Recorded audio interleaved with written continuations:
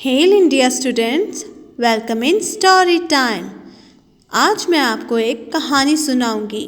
कहानी का नाम है द ग्रेट रेस। ये कहानी एक रैबिट और एक टॉर्टस के बारे में है। तो आपने इस कहानी को ध्यान से सुनना है क्योंकि इससे आपको बहुत कुछ सीखने को मिलेगा। बच्चों, बहुत पुराने समय की बात है।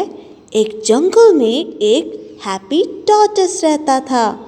एक दिन वो वॉक के लिए गया और उसे रास्ते में रैबिट मिला।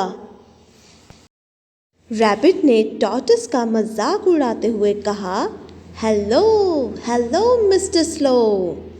टॉर्टस को गुस्सा आया और उसने बोला, मेरा नाम टॉर्टस है, मेरा नाम मिस्टर स्लो नहीं है।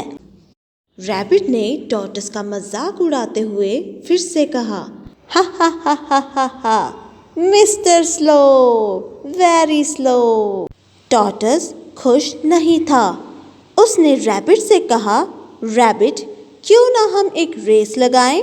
मैं जीत भी सकता हूँ। ये सुनकर रैबिट जमीन पर लेटकर लोटपोट होकर हंसने लगा, हा हा हा हा हा हा, और बोला, क्या तुम मजाक कर रहे हो टॉर्टस?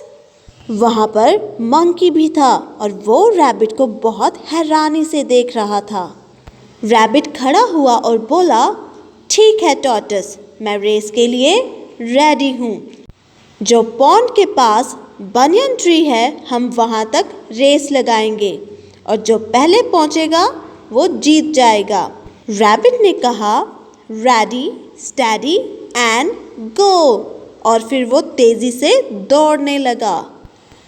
कुछ दूर जाते ही रैबिट को एक लॉग दिखी और वो उस पर बैठ गया।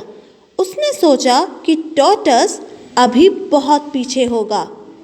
मैं कुछ समय के लिए यहाँ पर रेस्ट कर लेता हूँ, मतलब कि आराम कर लेता हूँ।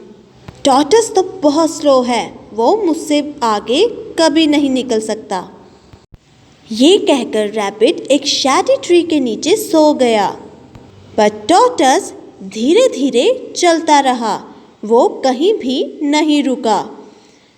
उसने रास्ते में रैबिट को सोते हुए देखा और वो मुस्कुराया और आगे चल पड़ा। कुछ समय बाद जब रैबिट उठा तो मंकीज उसके पास आए और वो जोर जोर से बोलने लगे, rabbit rabbit rabbit, mister slow ने रेस जीत ली है, तुम हार गए हो। ये बोलकर वो जोर जोर से ताली बजाने लगे और नाचने लगे। रैबिट ने कहा, नहीं, ऐसा नहीं हो सकता। टॉर्टस मुझे रेस में नहीं हरा सकता क्योंकि वो तो बहुत स्लो चलता है। पर मंकीज डांस करते रहे और कहा, तो तुम खुद जाकर देख लो।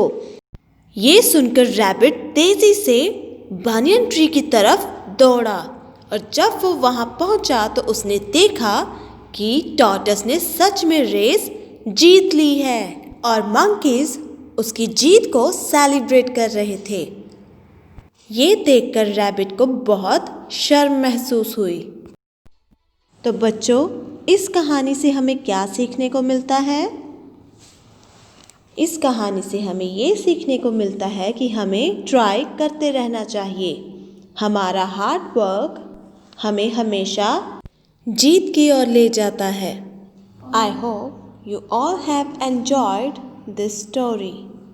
Have a good day.